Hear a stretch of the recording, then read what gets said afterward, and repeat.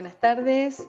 Le damos la bienvenida a nuestro tercer encuentro del ciclo de conferencias 2022, tercero y último encuentro, donde nuevamente Territorios en Debate se pone a repensar las geografías del siglo XXI.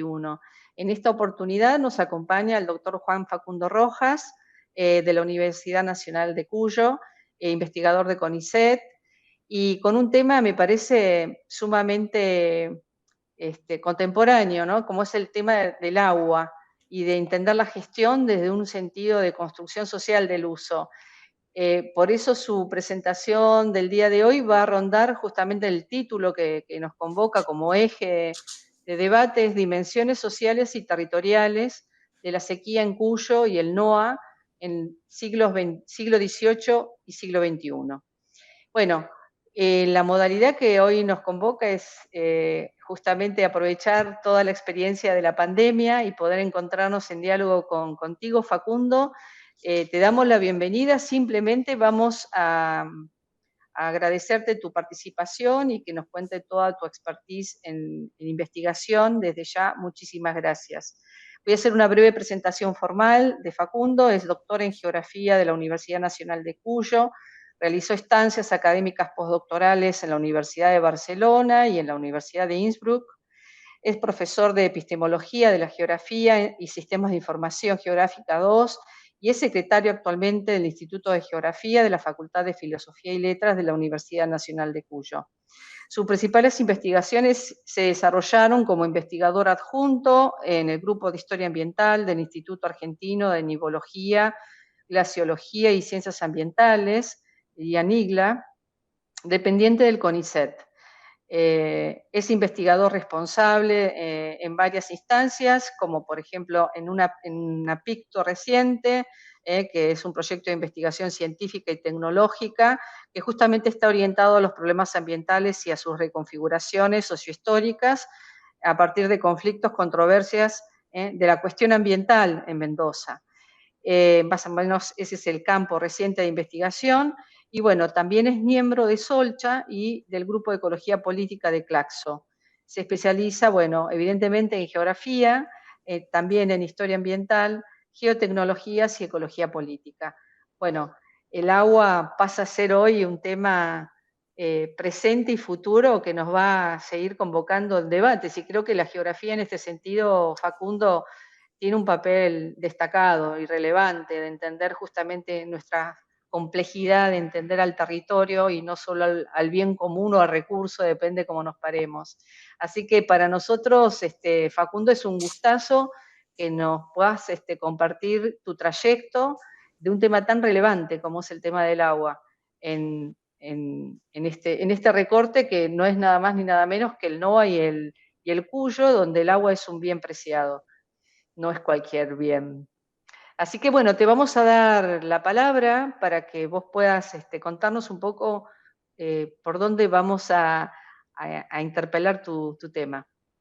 Bueno, muchas gracias Cristina, muchas gracias por la invitación. Un gusto poder compartir con ustedes la licenciatura de Geografía en la Universidad de Quilmes y esperemos que también podamos continuar varios de estos diálogos que hemos venido teniendo. Como vos dijiste, sí, la geografía es básica para entender varios de estos problemas que voy a tratar de exponer y que podamos conversar. Y en ese sentido, la geografía tiene varias palabras, varias formas de decirse. Voy acá a poner la presentación. Sí, Así. te vamos avisando. Sí, sí. Parece que he cerrado algo. A ver, vamos de vuelta. Sí, mientras vos vas colocando la presentación, bueno, vamos contando de que justamente este espacio de territorios en debate es mostrar digamos, la gran diversidad de nuestro campo de intervención desde la disciplina, desde la ciencia. Este año hemos tenido discusiones de geografía cultural, discusiones sobre la didáctica, y bueno, y retomar el tema, siempre está presente el tema ambiental, debo decir que por deformación. Porque soy una una indisciplinada, porque me parece que es un tema que hoy nos interpela todo el tiempo, ¿no es así? Y en este sentido, Facundo, por eso te hemos invitado para que nos cuentes un poco sobre tu visión y tu investigación. Bueno, muchas gracias, Cristina. Bueno, lo que yo les vengo a contar hoy es una especie de síntesis de algunos trabajos, los últimos que estoy haciendo. Algunos están mandándose a publicar, otros ya están publicados, y que tienen que ver con un abordaje de geografía histórica, podríamos decir, pero si decimos solo de geografía histórica, dejamos de lado lo ambiental. Si decimos geografía ambiental, quizás para mí, por lo menos, casi toda la geografía debiera ser ambiental, es como una redundancia. Y bueno, y ahí entramos en una discusión que nos iríamos un poco más teórica, ¿no? De qué es lo que hacemos. Podemos continuarla cuando quisiéramos, pero lo que sucede, y es un síntoma de nuestra época, es que por suerte la geografía vuelve a tener importancia, porque vuelve a tener importancia ese cruce de lo social y lo ambiental que la geografía, digamos, estudia, defiende y propone desde sus inicios. Sin embargo, la crisis ambiental actual y la serie de problemáticas que hoy nos, digamos, están en la tapa de los diarios, vuelven a poner los temas ambientales, la cuestión ambiental, no siempre con el nombre de geografía, por distintas razones. Entonces, hay estudios de distintos, digamos, campos de estudio que confluyen, creo yo, y ahí está un poco como geógrafos, ¿cómo decir? La destreza que tenemos que hacer para poder dialogar, aportar nuestros saberes como geógrafos y dialogar con otros campos de estudio que, digamos, se solapan, hay partes que son, digamos, comunes. En ese sentido, yo me he ido especializando en ese abordaje histórico-ambiental. Concretamente, vamos a ver las dimensiones sociales y territoriales de las sequías en la zona cuyana y en el NOA, sobre todo las provincias de La Rioja, Catamarca, al norte de San Juan, en menor medida las provincias de Salta y Jujuy. La idea de estos trabajos surgen en vincular con otros trabajos del grupo, ya les voy a contar. Hoy se pasaron dos. Con otros trabajos del grupo que hemos tratado de poner en contexto histórico lo que estamos viviendo en los últimos años. En los últimos años hay todo un debate sobre las sequías y sobre los efectos del cambio climático en distintos lugares. En el caso de Mendoza o del oeste del país, lo que sucede es que hay menos nevadas en cordillera, esa es la tendencia del cambio climático, menos nevadas en cordillera, sobre todo en la zona cuyana, producto de menores lluvias en el lado de Chile central y en la Patagonia.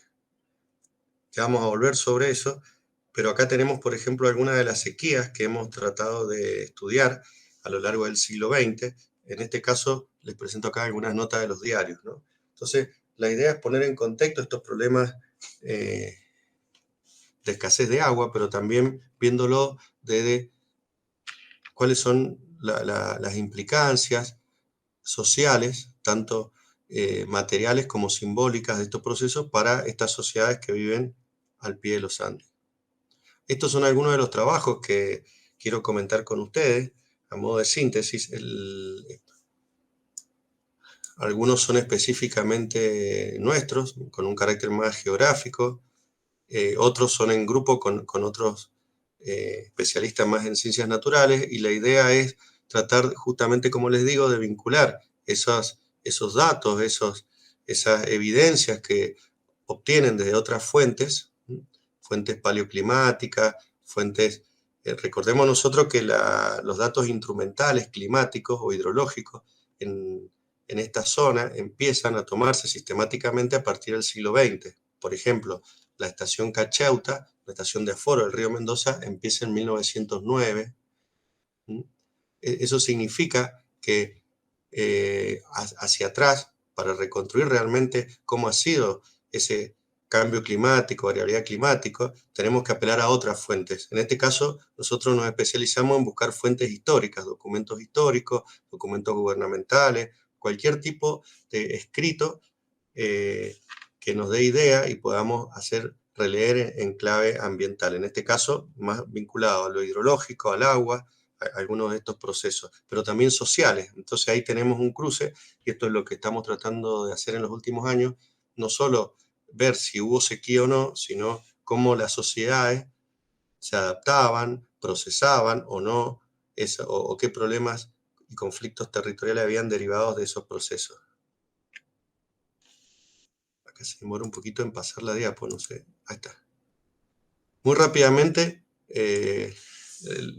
para que nos ubiquemos, ahí en el título dice que vamos a empezar a hablar del siglo XVIII. Hasta en la actualidad, aunque son muchos años, vamos a hacer algo bastante breve de los momentos que nos parecen importantes y que de alguna manera ejemplifican algunas de las cosas que estoy y estamos trabajando. Tenemos que entender, nosotros una de las cuestiones que tratamos de ver son esas continuidades y cambios que hay en distintos momentos en torno al manejo, digamos, del agua. Esas continuidades y discontinuidades en parte tienen que ver con los procesos históricos generales que hemos estudiado. Por ejemplo, sabemos que en 1810 es un momento clave para la historia argentina, o 1816, pero por otro lado tienen que ver con otros procesos que no son absolutamente dependientes de estos procesos políticos. Entonces, en ese sentido, algunas de las cuestiones que tratamos de ver es si hasta qué punto en el manejo del agua o en esta adaptación a estos tradicionalmente llamados desastres naturales o problemas ambientales, digamos, estos grandes marcos políticos influyen o no. Nosotros, concretamente en este momento, vemos que las primeras décadas del siglo XIX, en realidad, las sociedades de esta zona del oeste del país se mantienen bastante constantes y no hay grandes diferencias con la época colonial en el manejo de las sequías, a pesar de que los cambios políticos son importantes y lo van a hacer mucho más. Recién vemos grandes cambios a mediados del siglo XIX y ya vamos a explicar por qué. Esto no lo inventamos nosotros, tratamos de acá, en este caso, ahí como ven en la diapositiva, de partir de otros modelos de otros historiadores y de otros, digamos, cientistas sociales para ver qué pasaba en nuestra zona de estudio. De vuelta a ver qué pasó. Bueno, voy a ir un poco rápido acá, pero es interesante ver que en las primeras épocas independientes las economías de estas regiones no cambiaron tanto con el momento previo.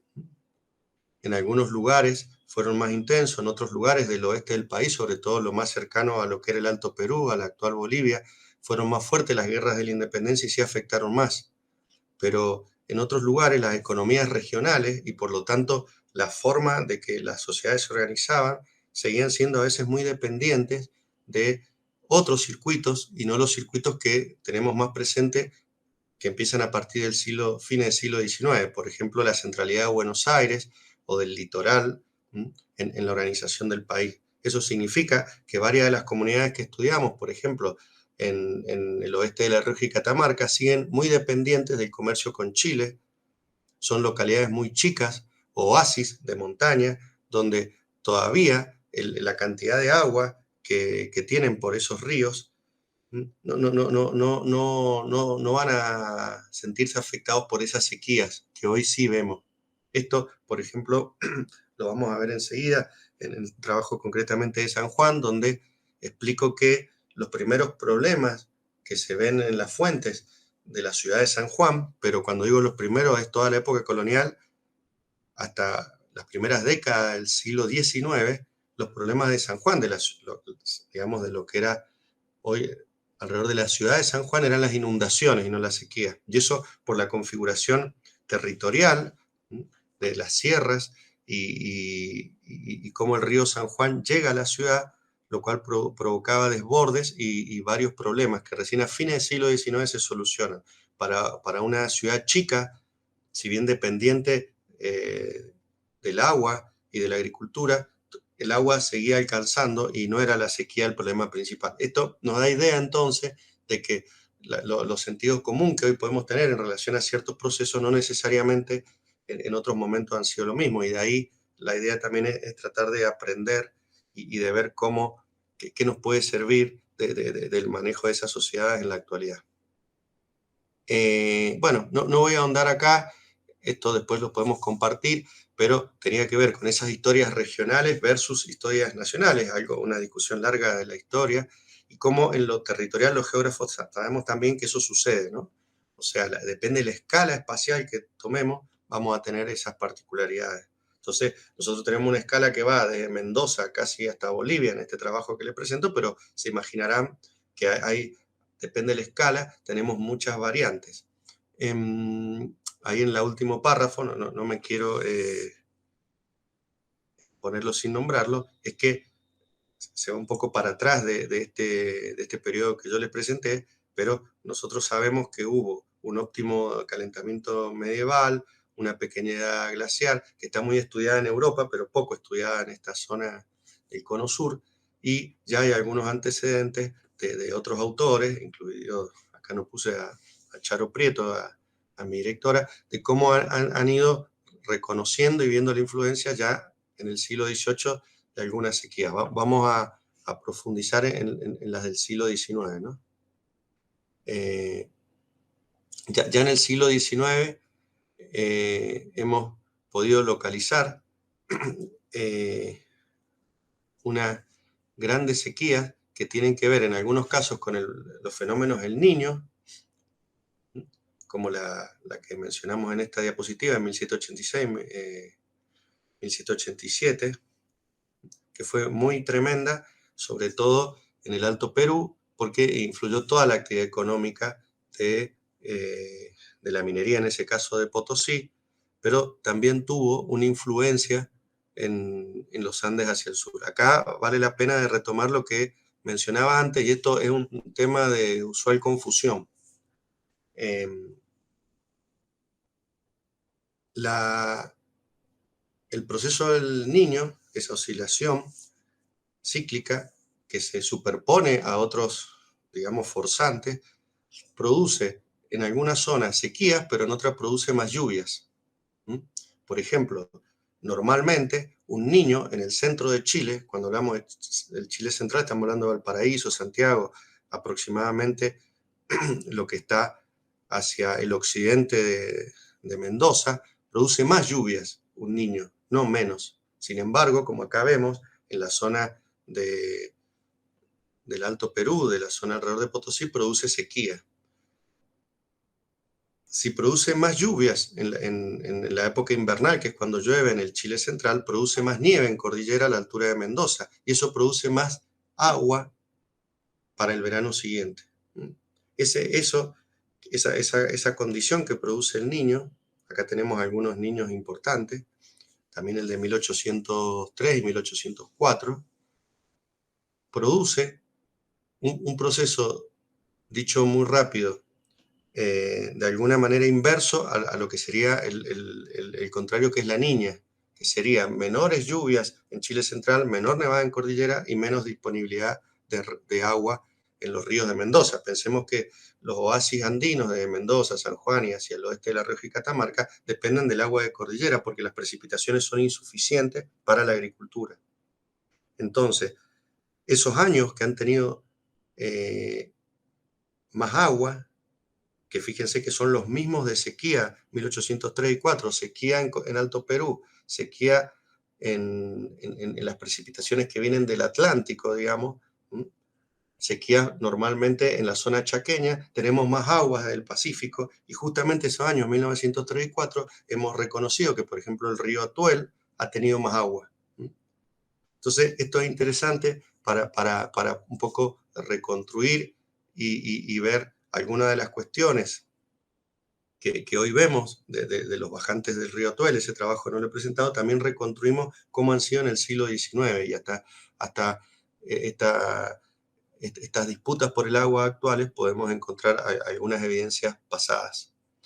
Vale decir muy rápidamente que el cambio climático, en la medida que se va profundizando, de alguna manera profundiza, si no igual, no es correcto decir que es lo mismo, pero de alguna manera, para explicar rápidamente, el patrón de una niña. O sea, genera mayores precipitaciones, digamos, en lo que es la llanura pampeana, chaqueña, en la zona de Uruguay, sur de Brasil. Eso lo vemos en los datos instrumentales desde el año 60. Hay un crecimiento, si bien no es lineal, tiene sus pulsos, sus crecidas, pero es paulatino.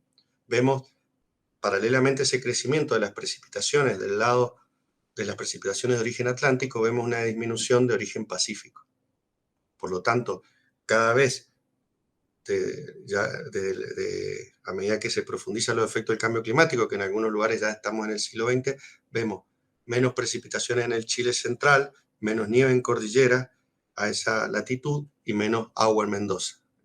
Esto es importante para ver lo que vamos a ver en las próximas diapositivas. Hay otro trabajo que yo les mostré al principio que tiene que ver con un atlas de las sequías. Vamos a ver una imagen, así no es tan denso, toda demasiada letra he puesto.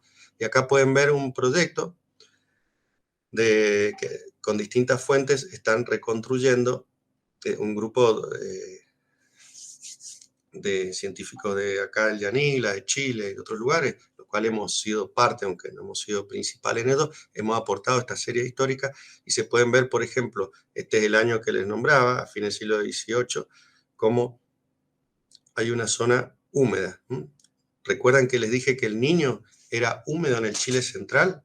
Ahí lo pueden ver, y en Mendoza lo ven celeste. Sin embargo, donde dice Bolivia lo ven seco. Fíjense la Patagonia. Bueno, de alguna manera, esto habría que invertirlo, aunque nunca es lineal, para lo que estamos viviendo en el cambio climático. Acá lo tenemos más de cerca. Sí. Yo te interrumpo, Facundo. Decime. Sí, no, un poco rescatando algunas ideas hasta acá, porque me parecen muy valiosas esto, porque a veces se le atribuye algún tipo de exceso hídrico o déficit que está la niña o el niño, pero en realidad hay que entenderlo en la complejidad de la dinámica atmosférica y de la complejidad territorial, porque bueno, hoy Exacto. Sao Paulo está haciendo trasvase de agua porque no le alcanza el agua, donde ahí también atraviesan otras partes, otras situaciones que es el consumo, Exacto. más todas las intervenciones que se hacen en el Amazonas y las lluvias convectivas, digamos, cómo todo esto también enfatiza y dispara, digamos, los comportamientos cíclicos, ¿no? Tal cual, sí. En relación al agua. Y también otra idea que me pareció muy interesante para destacar acá, que vos lo dijiste brillantemente, que como en la cabeza uno tiene la región como en un plano uniforme.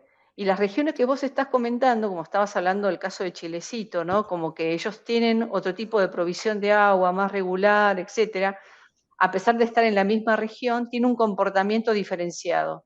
Y eso también es muy difícil hacer, lo que nos son inclusive hasta algunos geógrafos, es muy difícil hacerles entender justamente estas particularidades dentro de un gran comportamiento homogéneo, pero Exacto. que no puede ser desapercibido, digamos, ¿no? O sea que me parece como que la complejización en relación a esto que vos estás introduciendo, ¿no?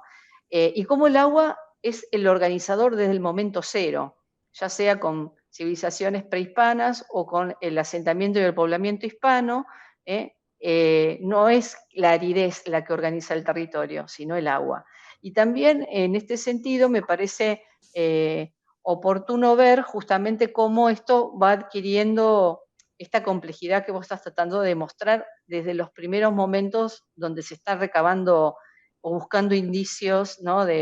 sobre los datos para poder construir algún tipo de análisis, ¿no? Exacto, exacto, porque si vos ves acá el mapa este que quedó puesto, la zona de Santiago, de Chile y Mendoza, sobre todo el sur, está más húmedo, pero fíjate que la zona de San Juan está amarillo, o sea, es como una sequía incipiente o media, y el norte. Eso Una de las zonas que yo empecé estudiando esta zona es porque justamente había pocos datos, Mendoza estaba estudiado, Bolivia estaba estudiado, pero cierta zona de central no. Y a la disponibilidad de agua, este mapa es un mapa muy, digamos, un sesgo naturalista, solamente habla de agua, tenemos que superponerle la economía, la sociedad, la cultura. Entonces, ¿eso para qué sirve? Puede decir alguien, ¿para qué está? Bueno, nosotros hoy estamos pensando todos estos problemas. Entonces, cuando decimos hay poca agua, sí, hay poca agua, depende para qué. Quizás para una ciudad como Santiago, y si queremos seguir que Mendoza siga creciendo y siga creciendo con más árboles y grandes árboles y no árboles nativos, va a ser poca agua. Quizás con otro uso, con otra adaptación, quizás sigue siendo menos agua que hace unas décadas, pero entonces, digamos, ahí tenemos que ver, y esto de las economías regionales los mencionaba por eso, o sea, hay en todos estos kilómetros hay distintas economías, distintos usos, distintas culturas, ¿no? No me quiero ir por las ramas, pero por ejemplo, en Andalgalá, perdón, en Tinogasta, hasta la década del 30, había la comunidad vivía, era bastante autosuficiente. Digo bastante porque con el ganado y la exportación a Chile lograban excedentes, pero tenían una serie de cultivos, una variedad mucho más grande que inclusive para esa época en Mendoza, que se había especializado en la vid, y, y, y, y esa sociedad sobrevivía bastante bien, digamos, ¿no? Digamos, sin lujo. Entonces, todo depende de esa escala que vamos a hablar. Así que bueno, gracias por el comentario. Vamos a ver si podemos avanzar un poquito más de esto. Bueno, acá sigo con los caudales y bueno, acá paso un poco a lo que vos no mencionabas, a lo social, porque a mediados del siglo XIX pasa algo importante. Algunos, digamos, de alguna manera sucede en el mundo, pero lo que tenemos que ver es qué pasa acá. Esto es como lo que hablábamos de la pequeña del hielo y demás, se sabe, pero acá está poco estudiado. A mediados del siglo XIX, Argentina, desde ahí en adelante, no en 1850, pero empieza un sistema económico con una escala de uso de los recursos muy diferente a lo que había sucedido antes. Entonces, esto depende de la región que estudiemos, va a dar lugar a que el uso del agua, de los algarrobales, como ahí ven en la diapositiva, de la escala de la minería. Las minas más grandes de fines del siglo XIX fueron Capillita y Famatina, y si bien la minería existe desde épocas prehispánicas en estas regiones y en Latinoamérica, la escala de producción de estas minas era mucho mayor, digamos, desconocida siglos atrás. Entonces, claro, si cambiamos una escala económica, una escala de población, una escala demográfica, y entonces el uso de los recursos va a ser bien diferente y eso tiene que ver con muchas de las cosas que hoy se discuten, ¿no? En el tema ambiental. Entonces, fíjense que en 1870, cuando se produce ese crecimiento del oasis mendocino y sanjuanino, o sea, entre 1870 y 1914, la ciudad de Mendoza se triplica la población, se triplica. Esa modernización vitivinícola también tiene su correlato en unos grandes desmontes de algarrobales para postes de vid, en mucho mayor uso del agua, que incluso no solo afecta a la zona este de la provincia, la zona de Guanacache, el límite con San Juan, sino también la zona de La Tuela, entonces hacia el sur, ¿no? Entonces, ahí vamos viendo cómo esos procesos después se van interrelacionando. Entonces tenemos procesos, sí, de sequía, de sequía o de inundaciones, digamos, de más agua o de menos agua, digamos, en una escala. Tenemos por arriba pulsos, que no hay que confundir, como vos dijiste bien, o sea, normalmente hay gente que dice, este año llueve más porque yo hoy siento más calor. Bueno, hay que verlo en perspectiva un poco más larga para poder entender un poco más, no es que eso nos sirva.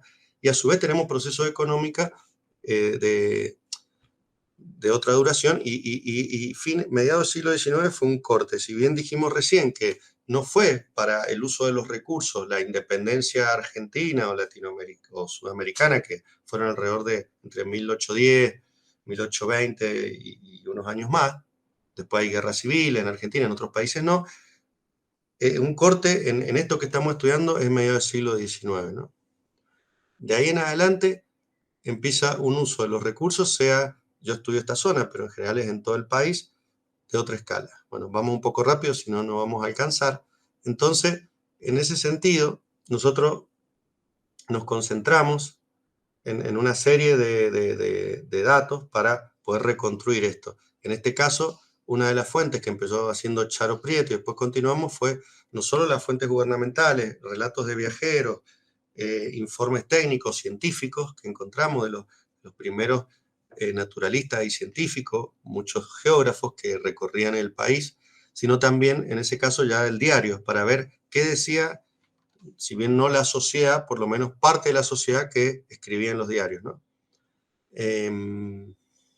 Acá tenemos algunas limitantes y hago una nota al pie metodológica. Estamos sesgados por la fuente y eso no es menor. Nosotros estamos viendo fuente escrita.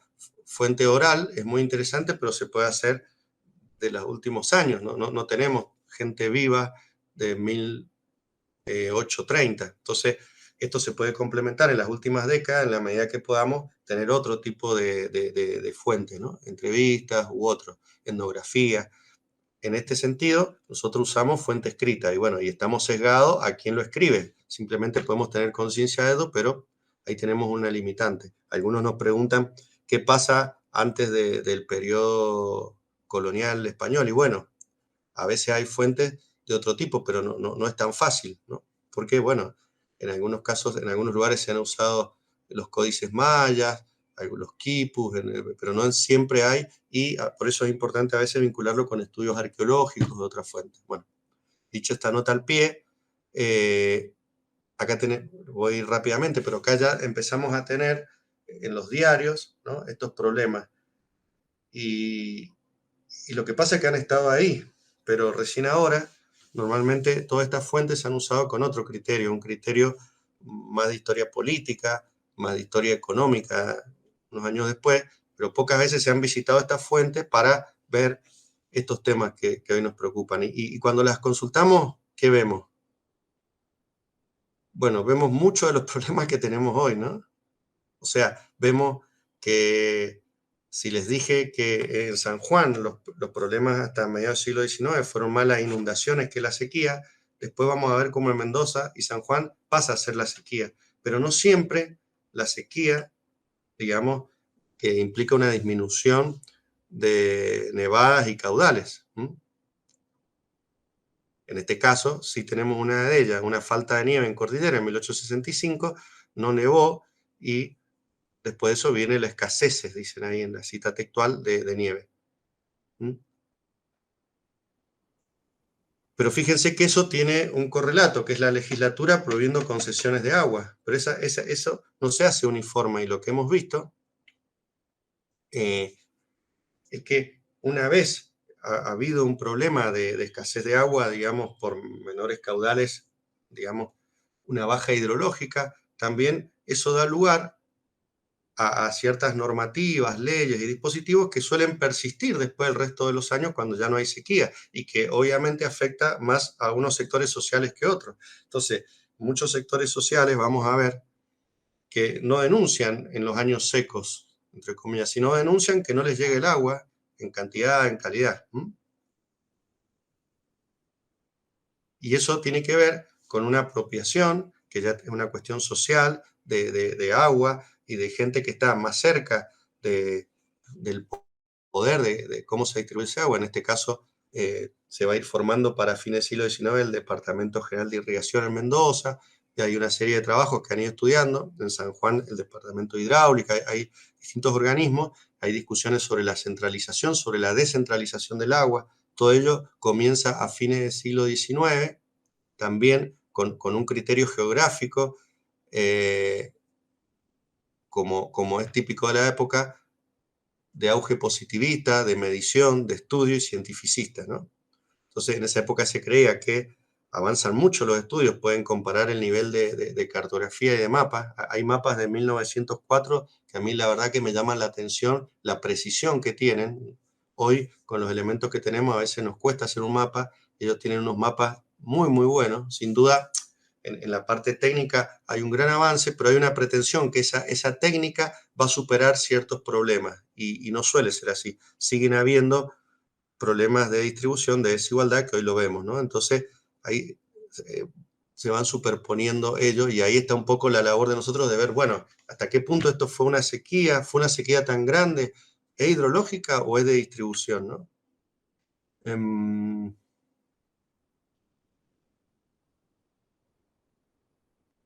Acá ya en 1911 hay otro conflicto entre productores agrícolas, que si bien hay una falta de agua, hay uno de esos años que es muy nevador, y sin embargo sigue el conflicto.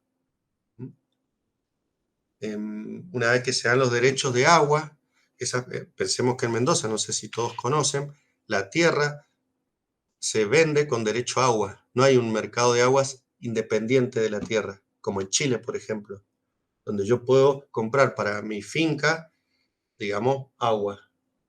No, yo compro tierra con agua, y si compro tierra sin agua, o sea, sin derecho a riego, no puedo hacer agricultura. Por lo tanto, tiene un valor menor. Y no, como el agua ya está agotado, los derechos, no puedo pedirle, bueno, ahora dame derecho a riego, acercame el agua para agricultura. Entonces, esos derechos que se generaron a fines del siglo XIX tuvieron toda una importancia de en adelante, y la siguen teniendo hasta hoy. Hoy en Mendoza, y en otra medida en San Juan, se está discutiendo esas leyes y esa organización del agua, ¿no? Pensemos que, por ejemplo, hay una cosa que no dije, y bueno, voy echando un poco lo que dice ahí, que he puesto demasiadas palabras con algunos problemas más actuales, pero pensemos que de estas sequías que yo mencioné, hay una sequía que en Chile llaman la mega drought o la mega sequía, en el centro de Chile, en Patagonia, y en Mendoza y San Juan, y hacia el norte también, que es la más larga de periodo instrumental, o sea, del 2010 casi hasta la fecha, porque este año ha nevado más, estamos viendo todavía cómo se comporta, quizás más cercano a lo normal, con la excepción del 2015, que hubo un niño, 2015-2016, tenemos los 10 años continuados de caudales por debajo de la media. Eso no ha sido registrado en todo el siglo XX. O sea, las dos sequías que vimos recién, que vamos a volver, del 24 y el 68, las más grandes, fueron más intensas en términos, digamos, de poco caudal en los ríos, pero no duraron menos de 10 años. Eso ya da lugar a que muchos piensen que los efectos del cambio climático se están sintiendo de varias maneras. Y que si justamente no repensamos toda esta forma de distribución del agua, va a haber muchos conflictos que ya está habiendo. Bueno, sigo yendo muy para atrás, vamos a la sequía del 24 que le estaba mencionando. Acá otra cosa interesante que vimos es que esta sequía, no sé si voy bien, Cristina, vos me podés interrumpir cuando quieras, ¿eh? Sí, vamos bien, vamos bien. Tenemos unos 10 minutitos más todavía. Bueno, Sí. esta sequía, por ejemplo, sucedió en una Mendoza agrícola totalmente, o sea, o casi totalmente, no, una Mendoza, digamos, ya donde ya se había consolidado ese modelo vitivinícola y donde no había industria u otros usos que vamos a tener después, hidroeléctricos. Entonces acá tratamos de ver esta sequía que fue muy severa en el 1924 y 1925, qué decían los diarios y otros actores sociales que buscamos en otros documentos. Y es interesante ver que las causas de la sequía, como ven en el gráfico que se ve, digamos, arriba a la derecha, causa de la escasez hídrica, tiene un 37% de toda la fuente que consultamos, donde las causas son sociopolíticas, no meteorológicas. Fue una sequía meteorológica muy grande, ¿no? Hay también esa en un 19 y otras que no se sabe. Fíjense que los agentes afectados son mayormente agricultores y la población urbana es menos. Y las propuestas de solución a este problema, algunas son reformas legales en un 33% y otra intervención del gobierno provincial. Ajá. Fíjense cómo en esa época ya se responsabiliza de alguna manera le vamos a llamar así, a la gestión, por decir de alguna manera, ¿no? Bueno, pero es un poco entendible, Facundo, porque entendamos que era una sociedad agrícola que no tenía tradición de cultura y memoria de esos entornos y que podía tranquilamente encuadrar como cualquier otro problema ambiental desde una solución políticamente no resuelta. Es decir, la distribución pasa a ser el agua pasa a ser una cuestión de distribución social y política. Exacto, Entonces, lo político entra en el escenario. exacto. No es que no se tenga en cuenta en los cuadros meteorológicos o hidrometeorológicos, primero por esa situación, ¿no? De no memoria, ¿no? Sí, Si sí, sí. bien la cultura que hoy conocemos de Mendoza es particular, singular, identitaria y territorial, digamos, también tenemos que entender que es de un flujo migratorio muy importante y de transformaciones de esos oasis de manera radical, ¿no? Pensando en el antes, el pez y el post, ¿no? Y en el siglo XIX es el auge de todos esos procesos que se van dando y que el siglo XX hace detonar con las crisis económicas en conjunción con las hidrometeorológicas, en Exacto. conjunción con el comportamiento del mercado internacional también. Entonces, evidentemente tienen que entrar en la agenda política. Sí, Es, sin duda. digo Bueno, yo, digamos, no, no, ¿no? sí, tal cual.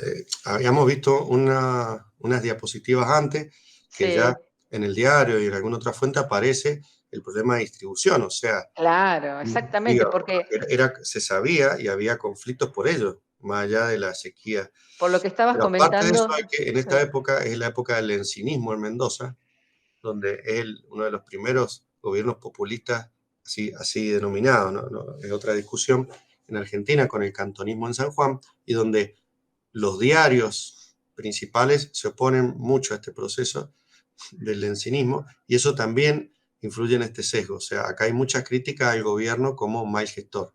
Esto va claro, a contrastar con lo que vamos a ver en la sequía del 68, que ahora vamos a ver si pasamos, y donde en una época de un gobierno de facto, la explicación se invierte casi, ¿no? A ver si llegamos, a ver cómo es.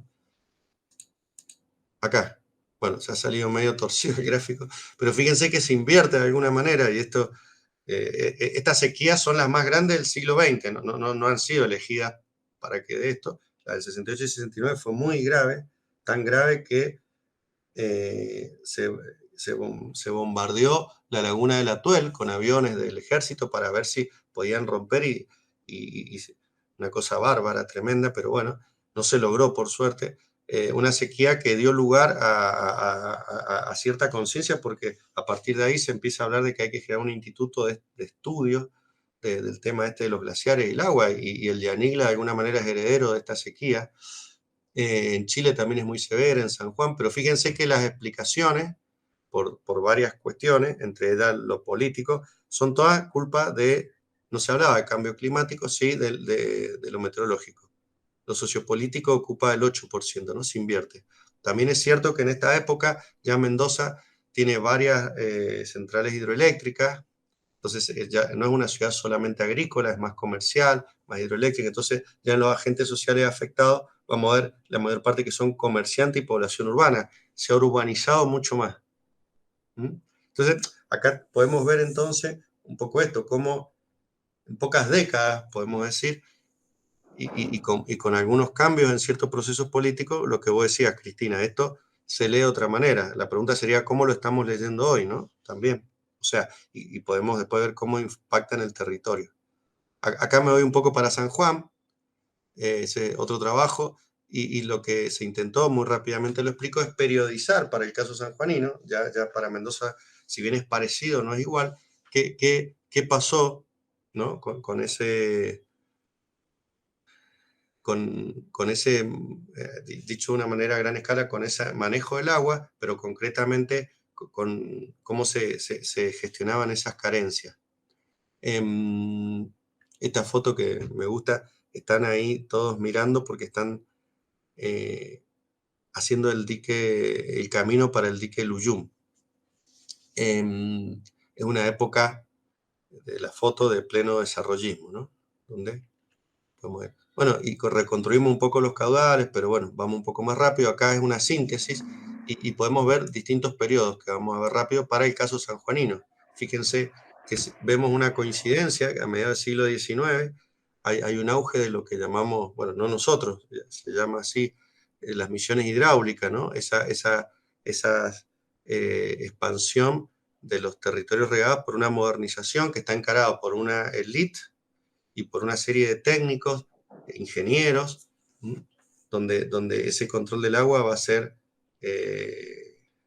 ya se sabe que es central para el otro proceso. Vos lo dijiste muy bien, Cristina, y tiene que ver con que el control del agua se entiende que es el control del territorio. O sea, siempre lo es, pero en algunos territorios más que en otros sería la cuestión. Mm, Eso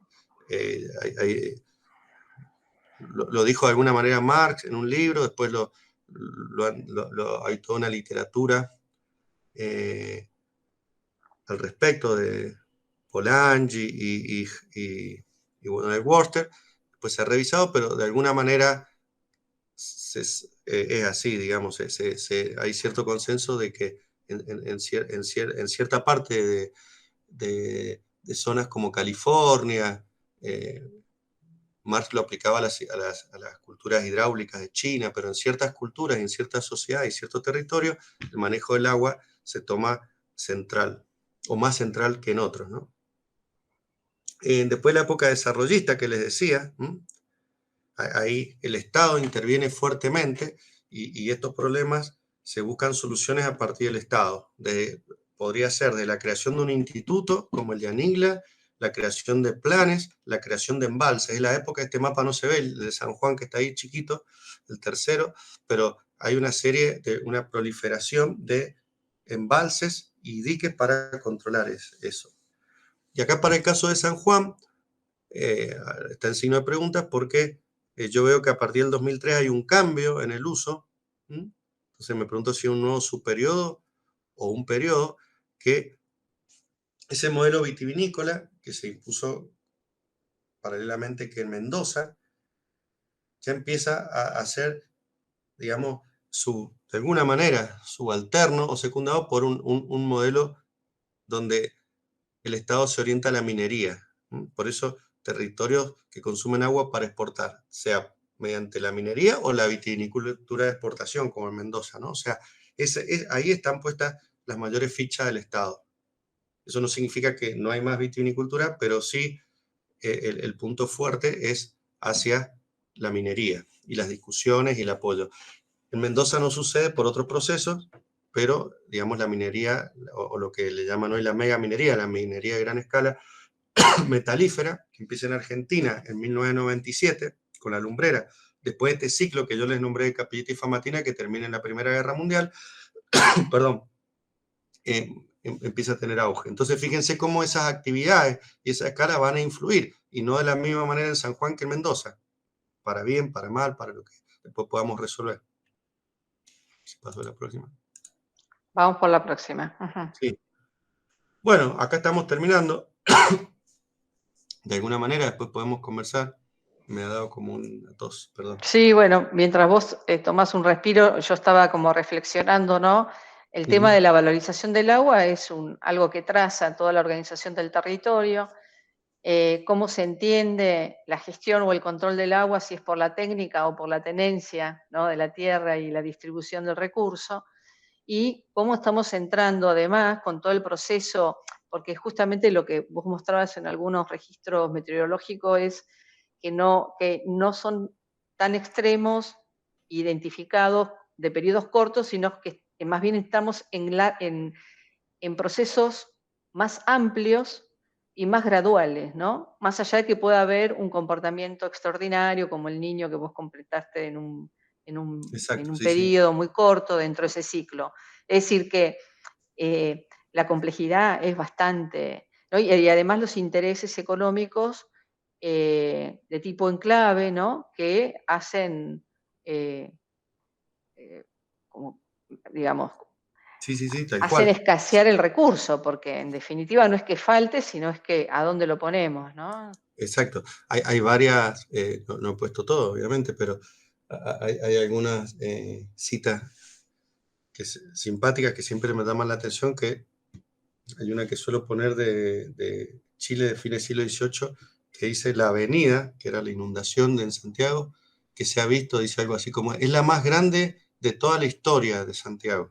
Y cada 10, 20 años aparece otra que dice más o menos lo mismo, ¿no? O la peor sequía, la peor inundación. Entonces, bueno, eso no está mal, digamos, una valorización social, una representación, y hay que ver, indagar más allá, pero también me parece que está bueno complejizar. Y ahí viene la geografía con las escalas, ¿no? Ver hasta qué punto eso que pasó en Santiago pasó en el Chile central, pasó, para complicarnos la vida, si vemos los mapas y si pudiéramos espacializar también los problemas, son distintos. Entonces, también con esa experiencia podemos esperar cosas también distintas hoy en día. Bueno, acá simplemente algunas cosas que estamos estudiando y que ya las nombré, ¿no? Porque lo que está en rojo es lo que decía. En Mendoza ha estado bastante estudiado por distintas razones, pero en la Rioja y Catamarca y en algunas partes del oeste menos, y eso fue un poco lo que emprendí hace algunos años y todavía no terminó. Hay pocas fuentes, cuesta un poco, pero reconstruir lo que va, digamos, ocupar esos espacios pocos estudiados. Y eso tiene que ver con esto que ya estoy terminando, que son las reflexiones para discutir, para compartir, para debatir. Es que es sobre lo metodológico, ¿no? Una cosa que estamos construyendo, nos lleva tiempo, es cómo estos estudios, datos, informaciones puntuales, entre comillas, porque abarcan Mendoza, un río o lineales, los podemos expandir de manera tal de tomar alguna cuestión más general. Y ahí, cuando lo tomamos más general, perdemos en profundidad, pero ganamos en otra serie de procesos, ¿no? En muchos casos tenemos datos, pero son datos de una localidad, son pocos datos, no alcanzan para un gran trabajo, pero sí alcanzan para una dimensión territorial amplia. Por ejemplo, tenemos trabajos de Santiago, yo no estudio esa zona, pero hay trabajos de la sequía de Santiago del Estero, de Tazo, por decir, de la sequía del 37, trabajo de Córdoba, pero no siempre están vinculados. Y más de una vez se confunde. Entonces dice, la sequía de Santiago del Estero es la sequía pampeana. Bueno, sí y no, porque si hubo una sequía, la sequía del 37 fue una sequía general, pero no todas las sequías afectan igual un país tan grande como Argentina o un subcontinente. Entonces, sí, todo eso, y ahí viene de vuelta lo geográfico, lo territorial, me parece que juega un papel clave que sirve mucho a estos estudios paleoclimáticos, de historia y de ciencia en general. Pues las nuevas fuentes, ¿qué otras fuentes podemos recurrir? O las podemos releer en otra clave. Siempre tenemos nuevas fuentes que a veces subestimamos y dicen cosas, incluida los saberes locales. Ahí voy para la última etapa. Hay todas unas líneas de trabajo etnográfico y todo de las comunidades donde registran mucho estos procesos. Si bien yo recién un poco, no sé si me reía de esto que dicen es la sequía más grande de siempre, pero bueno, con las precauciones del caso, muchas de estas cosas quedan en la memoria y también se pueden consultar. Los trabajos comparativos, bueno, esto ya lo dije, pensar más allá de lo disciplinar y la seccionalidad de la ciencia. No es dejar de ser geógrafo, pero es hasta qué punto yo tengo que explicar un problema. Entonces, si yo tengo que recurrir, voy a decir a la etnografía, un método más antropológico o a un archivo histórico, ¿por qué no recurrirlo? En todo caso, hablo con un historiador, aprendo, no es que vamos a hacer todo, pero digo, los problemas ambientales o los conflictos no suceden como nosotros nos enseñaron a medirlo en la facultad, sino al revés, suceden y nosotros tenemos que ver cómo los pensamos y qué herramientas tenemos para interpretarlos, para pensarlos, para detectarlos. Y dos cosas más para terminar, lo pedagógico. Me parece que la geografía en general y los temas como esto en particular tienen un fuerte potencial pedagógico y que generalmente son, no sé si disputados, digo, no es que estemos peleando con lo mediático, pero sí permanentemente están puestos en las noticias, pero de la manera que le interesan a los medios, que no está mal, digo, en general, pero deberíamos seguir pensando cómo nosotros podemos aportar a eso y cómo podemos también valorizar la geografía eh, y varias de las cosas que hacemos en la universidad en general, que muchas veces no se conoce y me parece importante, ¿no? Y esto ya lo dije, recuperar el diálogo de saberes, más allá de lo académico estricto, de lo que estrictamente sabemos un método. Yo tengo un método, vos tenés un método, usamos 2 o 3 métodos, y ahí para eso un poco me ha servido a mí la ecología política, porque de alguna manera, en mi experiencia, y cada experiencia es distinta y cada tradición es distinta académica, ha sido más flexible en el diálogo con otros saberes y otras disciplinas que algunas de las líneas tradicionales de geografía, donde es más difícil salir de lo que es geografía y no es geografía. Entonces, me parece importante para esto poder dialogar, ¿no? Porque son problemas, como ya dije, donde ya en algún punto la sociedad nos está poniendo la agenda, nos está diciendo, estamos preocupados, tenemos jóvenes por el clima, tenemos de un sentido u otro, podemos coincidir o no, tenemos diarios que no hablan del clima, tenemos empresas que todo el tiempo están hablando de la transición energética, entonces, ¿qué vamos a decir nosotros? Bueno, eso, muchas gracias. Bueno, muchísimas gracias. Una imagen muy sugerente. Esperemos que digamos algo más que la imagen. Esta, Sí. debo reconocer que, digamos, es un poco negativa, pero bueno. Sí, te iba a decir. Pero bueno, pero Para también es una terminar, pero imagen, bueno, no sé, pero es no una quiero imagen llegar a ser real. catastrofista, ¿no? Pero es una realidad, y es una realidad que puede cambiarse, ¿no? En ese sentido. Sí. Te invito a cerrar la presentación, así te podemos compartir en la cámara. Y en realidad lo que me quedaba pensando un poco, Facundo, terminando esto, que yo siempre lo he dicho en algún que otro trabajo, esto de a veces tensar, ¿no?, las ideas, que son en definitiva producciones científicas de un momento dado, de un proyecto social, civilizatorio dado, pero que en realidad no nos sirve ni el determinismo ambiental de mediados del siglo XX, comienzo del siglo XX, ni el determinismo tecnológico de lo que hoy estamos expuestos, porque no resuelven las cosas. Yo siempre, cuando tenía oportunidad de trabajar con jóvenes en las aulas, que me divertía mucho, les hacía la gran pregunta, ¿no? ¿Por qué el ferrocarril en la región pampeana se detiene en ese lugar y no sigue? Bueno, me divertía a morir, pero nadie podía asociar que era la isoyeta, la precipitación de 500 milímetros.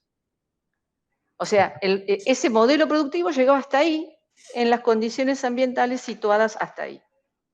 Y parece mentira, ¿no? Pero estamos creando también una cultura como desapegada a estas relaciones que tenemos que encontrarlas como parte de nuestra existencia, por cierto, ¿no? Porque lo que estamos debatiendo hoy con la megaminería, el agua como bien común, etcétera, es que estamos cuestionando y estamos comprometiendo, ¿no?, nuestras formas de vida conocidas por lo pronto. No sé, quizás vengan otras y sean mejores, pero lo que vos estás demostrando con tu trabajo, afortunadamente, es otro tipo de evidencia.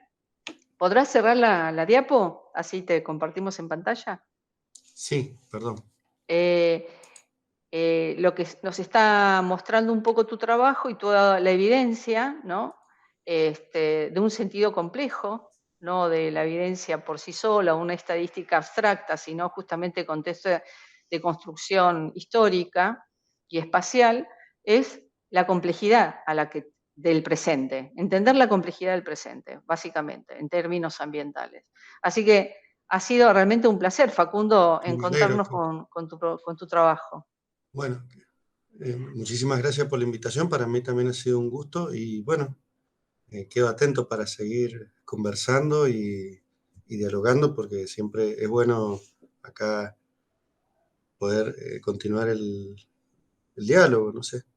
Los Sí, aprendizajes seguro. creo que es algo que me interesa particularmente, seguir dialogando con otros colegas y todo, porque, como dije, me parece que es algo que tenemos que ir construyendo en parte, no está hecho ni el método ni hacia dónde vamos, es algo que hay que seguir discutiendo. Así es. Bueno, en nombre de la universidad, de la licenciatura en Geografía, te agradecemos tu participación y tu generosidad en compartir tus resultados de tantos años de trabajo, y esperemos en volver a encontrarnos con alguna otra excusa geográfica para seguir debatiendo. Muchísimas gracias, Facundo Rojas, de la Universidad de Cuyo. Nos estaremos viendo pronto. Hasta luego. Hasta luego.